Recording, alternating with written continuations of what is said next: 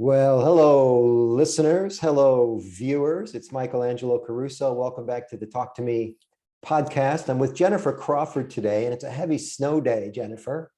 Yes, it is. Lots of snow. Jennifer is an amazing force of nature here in Detroit, Michigan. She's kind of a Horatio Alger story, and we're going to tell you about how she made it happen and hopefully inspire you to do the same with your business and your brand. Before we get started on that, if you're watching today on YouTube, please know that all of the Talk to Me podcast episodes are available on Podbean, iTunes, all of the big platforms. If you happen to be listening, please know that you can see our shiny, happy faces on YouTube. Just go to the Angelo Caruso YouTube channel and watch video there. What's going on with your snow situation? Are you in a house, a condo? Got somebody to shovel for you? I do not have to shovel snow. Actually at home, relaxing. Sometimes, you know what, you got to enjoy a snow day because I don't get very many. So I'm at home, I'm relaxing. Great that I don't have to shovel snow. Good for you. I saw a funny Facebook post the other day. It was a guy, the East Coast got hit before us in this round. Oh, yeah. And the guy had a post up. He said that he was offering free snow shoveling lessons. Oh, wow. It is an art to shoveling the snow. I know, but I think it was a kind of a trick to get people to come to his house. Oh. So I heard about you first from Mr. TEDx Detroit, Charlie Wahlberg, and been hearing about you from other people since then. You've got quite a reputation in the Detroit area as a self-starter, and B, somebody who helps other people. Have you always been this way, that you wanted to serve? I would have to say no. I'm not serving others. I felt like I was always wondering what my passion and what my talent was. Okay. And when I got into my 30s, I actually realized what it was, and that was to help and serve others. Well, that's pretty cool. Do you find that this is a rewarding thing for you, or is it a stopgap to something else? Is this like the new Jennyfer? It's rewarding for me. I love to see other people succeed. Like I said, when I was younger, I would always say, I don't have a talent. And now my job every day is to promote other people's talents. I And love it. so it's a joy. I love to see other people do amazing things. I've met some great people in this process of my business, starting my business. I love it. Were you raised in Detroit, Jennyfer? Born and raised in the city of Detroit. Okay. Before we get into this amazing, I know you have at least two very successful brands. And for those of you keeping track at home, all of your brands, Jennyfer, begin with the word all things, right? Yes, they begin with the word all things. And we're going to talk today about something called All Things Marketplace and All Things Detroit as well. Yes. You've built like a really, I don't know if people appreciate how hard it is to do this, to build a personal brand from scratch and then sustain it. It's just amazing. Before we get into that, though, I want to learn a little bit more about who you are as a person and how you got to be this way. Describe your personality in junior high school. What kind of person were you? In junior high school, in school overall, I was the underdog. I was kind of like the nerd, not a very popular kid, pretty shy. I didn't talk in school, but I talked a lot at home and drove my parents crazy because I went to school and then came home and told them everything about my day, just like what the kids said and what happened, what was happening. And I've always had a sense of a little bit just quieter girl, always the tallest in the class, always just that bigger girl. So I had a little lack of confidence when I was in junior high school. And so there was a lot, I've always just, like I said, been that underdog. And so my personality then just was just to shy away from things and not really, like I said, talk in school, but go home and talk a lot about everything. Yeah. Sometimes lack of confidence, this quietness comes from challenges at home. Did you have a stable home life, or was it something that you had to overcome to get where you are today? I had a pretty stable home life. I grew up with both of my parents in the home. My parents were married for 45 years. I have one brother, one sister, pretty stable home life.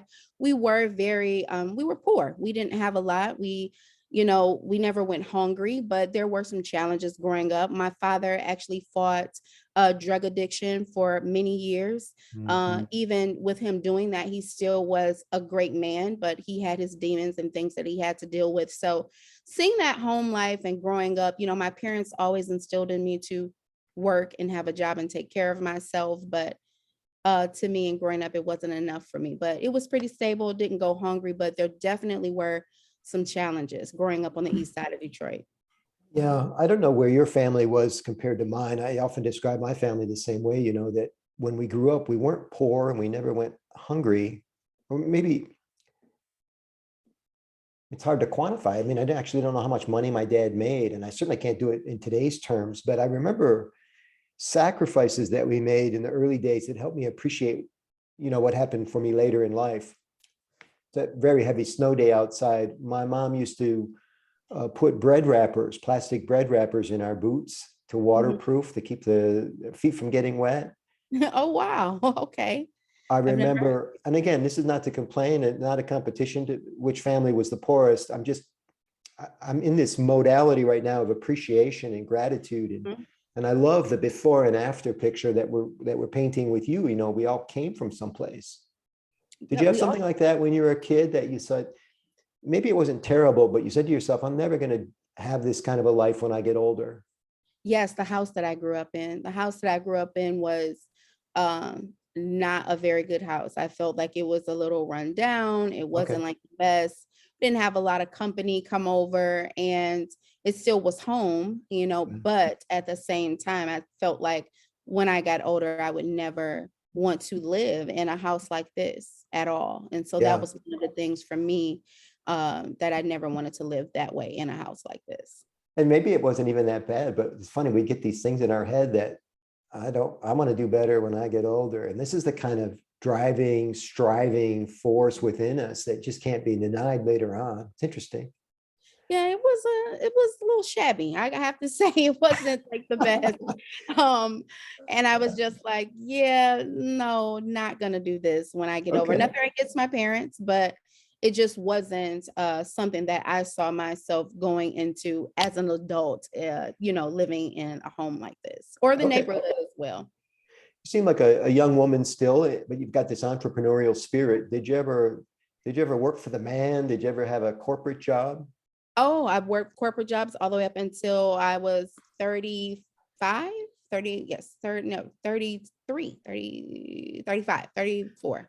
All I right. worked jobs. Yes, I've had several jobs. My background is actually in construction. So I've always worked jobs. I was the girl who worked all of the jobs. So yes, I've worked for the man, corporate jobs, everything. Could be the woman, but it The seems like man, the woman, the bar, everything. I've always been a person to have jobs. Hard work I'm not a stranger to it. It was always something that was natural to me. so. Again, this theme.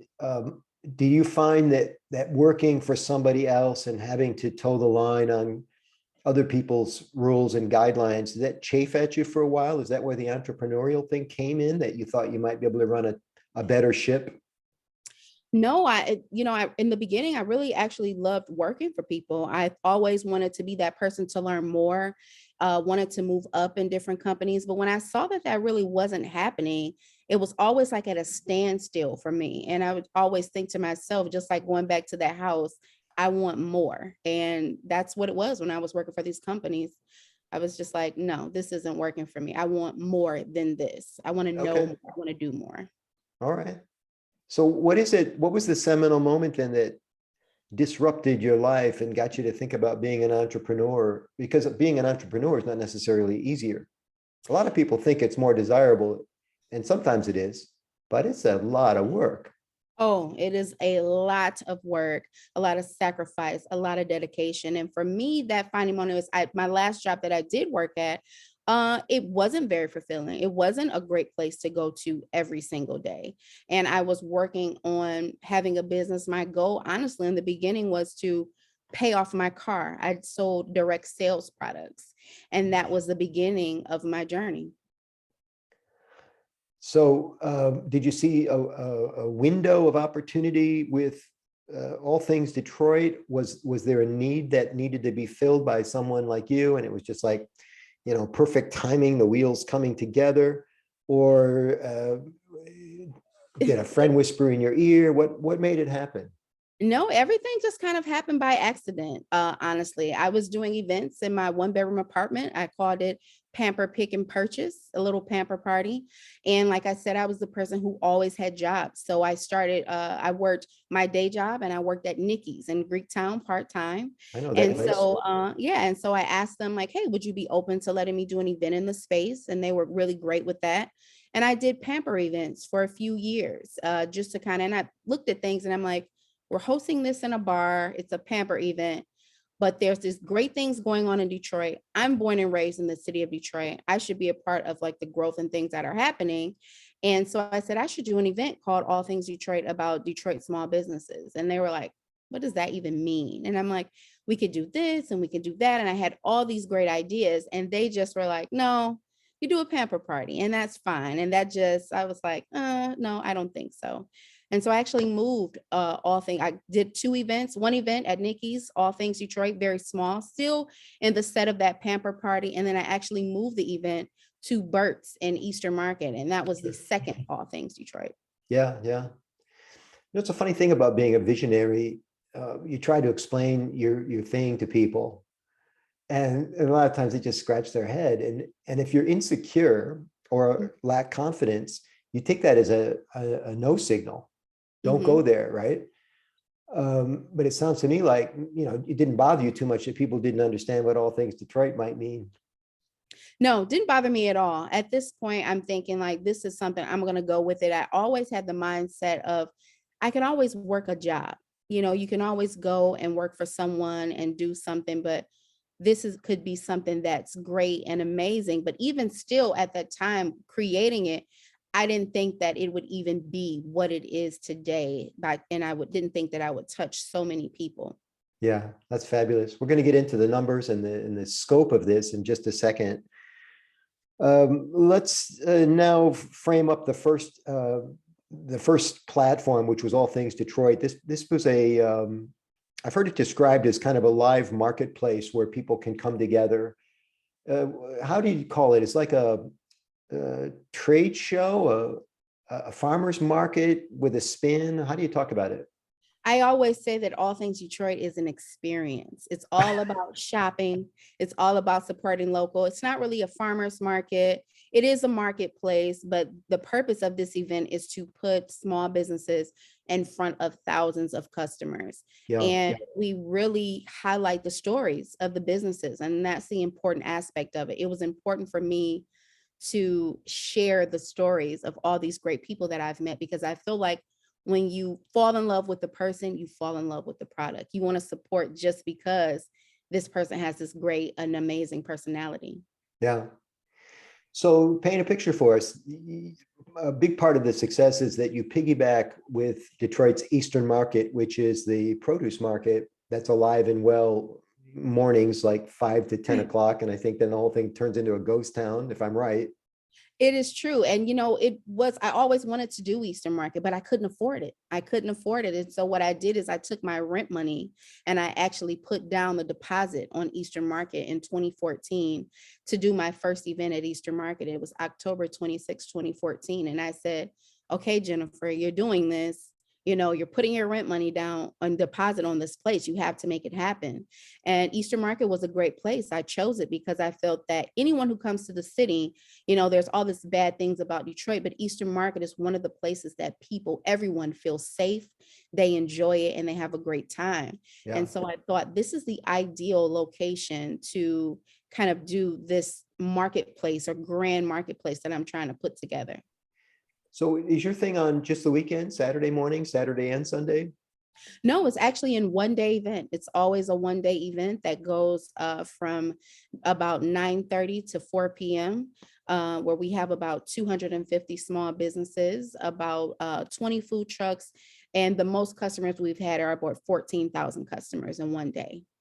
14,000 customers. And sorry, the one day is Saturday, right?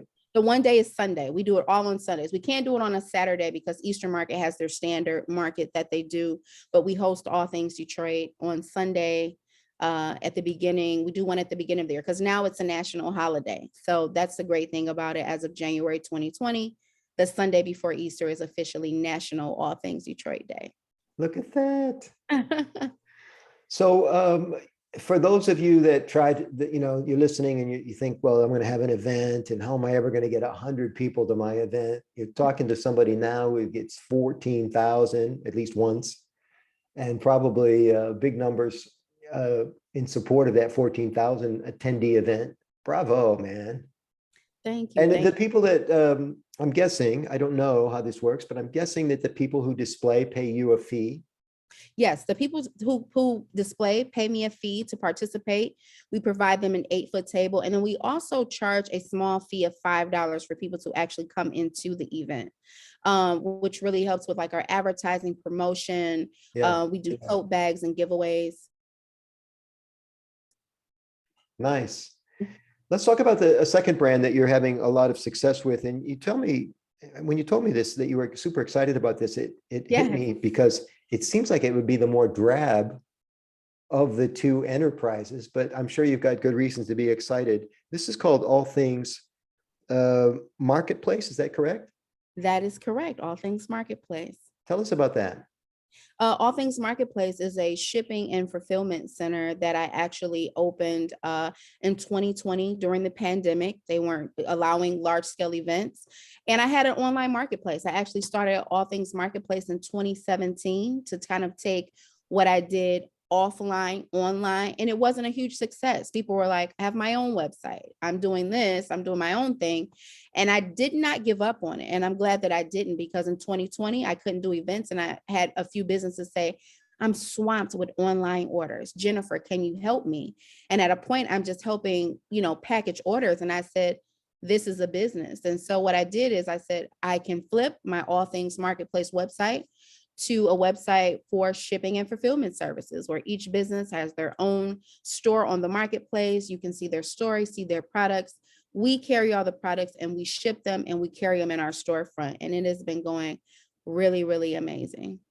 So you've got an inventory challenge, I suppose. Do you have a warehouse to keep all this stuff? How did you work that out? Well, we keep it all in our storefront because we have the storefront, and then we actually have a space where we were doing the shipping and fulfillment, which is behind, in the same building in the storefront. We were located inside the Build Institute from November until just this upcoming January. And we're going to be moving to our own location, a bigger location, just coming up the beginning of March, actually. Look at you, man. No grass growing under your feet. You know what? I always tell people, chances make champions. You got to just do it. You only live once. And, I feel like I've failed at a lot of things in my life. And so if I do fail, at least I knew that I took a chance, but I just picked myself back up and I just keep on doing it and moving forward. Beautiful. How many employees do you have, Jennyfer? I have 2 employees. It's just 2 of us. Wow. Yes, it's just 2 of us. It's just 2 employees. Well, 3, including, me, I'm in there, they're working. But during the pandemic, I had a few people that were working, but we lost some people. The most of the staffing that we had was on our event days, but we lost a couple of people that, they went on to do different things, but we're making it happen and just growing. And I plan to, as we expand, grow the team. Well, it's so refreshing to talk to you. You're like a burst of energy, man. So people that are interested in connecting with Jennyfer, All Things Jennyfer, you can access the website askjennyfer.com, and it's Jennyfer with a Y, everybody. So askjennyfer.com. Did you actually do a TED Talk for Charlie? I have not done a TED Talk for Charlie. I'm actually on the board. I'm the marketplace director. So I manage the marketplace for TEDx Detroit. And I've been working with them since 2018. And Charlie is really great. We got to get you on the keynote circuit, man. Yes, yes. All right, Jennyfer, you are fantastic. Jennyfer Crawford, everybody. Askjennyfer.com, Jennyfer with a Y. Thank you so much for being with me today. Thank you for all you do for the Detroit area and all the people here. We really appreciate you. Oh, thank you so much for having me.